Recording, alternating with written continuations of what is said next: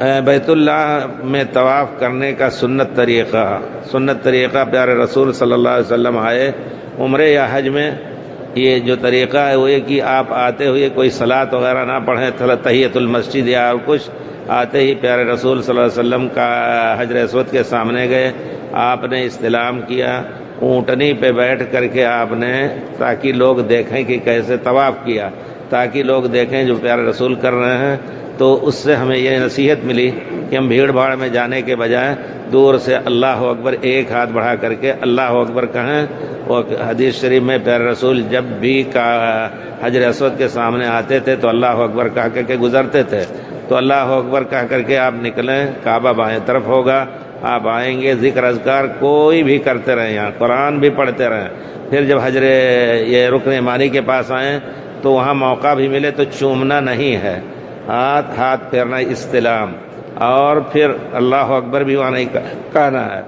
دونوں کے درمیان، حجر اسود اور رکن یمانی کے درمیان ربنا آتنا فی الدنیا حسنہ، یہ سنت ہے، صحابہ کرام پڑھتے تھے، آپ پڑھیں۔ پھر حجر اسود کے پاس آئیں تو بھیڑ بھاڑ میں نہ جا کر کے استلام کریں، ہاں اگر خالی ہے تو جا کر کے منہ سے چوم سکتے ہیں، نہیں چوم سکے ہاتھ بڑھ جائے، وہاں پہنچ جائے تو چوم لیں، لاٹھی بھی پہنچ جائے تو اس کو چوم لیں، یہ سنت ہے انشاءاللہ۔ صحابہ کرام نے اس کو کیا ہے، پیارے رسول سے ان کو یہ سند ملی ہوگی۔ پھر پیارے رسول صلی اللہ علیہ وسلم تو اونٹ پر بیٹھ کر کے اشارہ کر کے آپ کرتے تھے، تو آج کل لوگ جو بھیڑ میں جا کر کے لوگوں کو تکلیف دے کر کے خود تکلیف اٹھا کر کے کرتے ہیں، ان کو اس سے تسلی لینی چاہیے کہ دور سے استلام کافی ہے انشاءاللہ۔ اور پھر جب اس طرح 7 چکر ہو جائے تو 7ویں آخری چکر میں بھی آپ اللہ اکبر کہہ کر کے پھر جائیں۔ اب آپ کے اوپر 2 رکعت پڑھنی ہے مقام ابراہیم پر، لیکن چونکہ طواف کی بھیڑ رہتی ہے اور صلاۃ کے لیے اطمینان چاہیے، اور طواف کرنے والوں کا اتنا جو راؤنڈ ہے وہ سب سے پہلا حق طواف کرنے والوں کا ہے۔ ان طہر بیتی للطائفین والعاکفین والرکع السجود، نماز پڑھنے والوں کو بعد میں ذکر کیا، لیکن طواف کرنے والوں کے لیے ہمارے گھر کو پاک کرو۔ اس کا معنی ہے کہ اگر آپ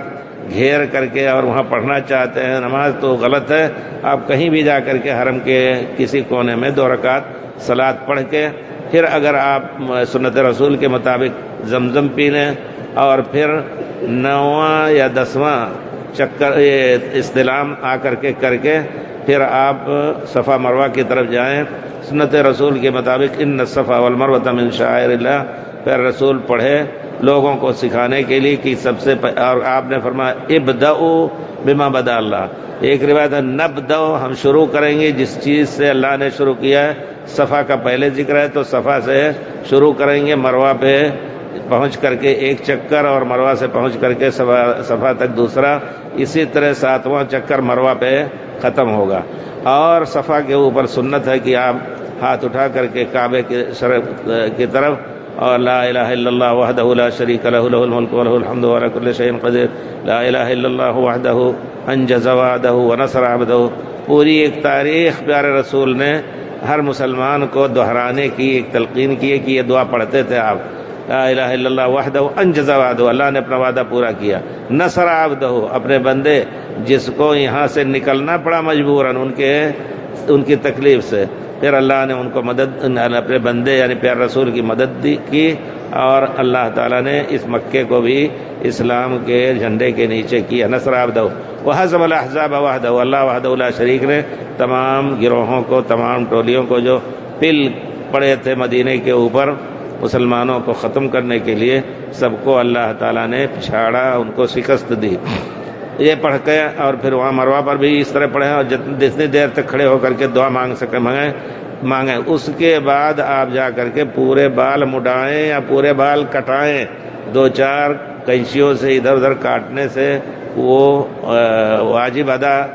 نہیں ہوتا ہے، اگرچہ آپ احرام سے نکل گئے، کیونکہ آپ نے ایک عمل کیا جو احرام کے خلاف ہے، لیکن پیارے رسول کی دعا سے اللہم ارحم المحلقین والمقصرین، اے اللہ تعالیٰ جو سر کے بال مڈاتے یا کٹاتے ہیں ان پر رحمت فرما، اس دعا سے محرومی رہی۔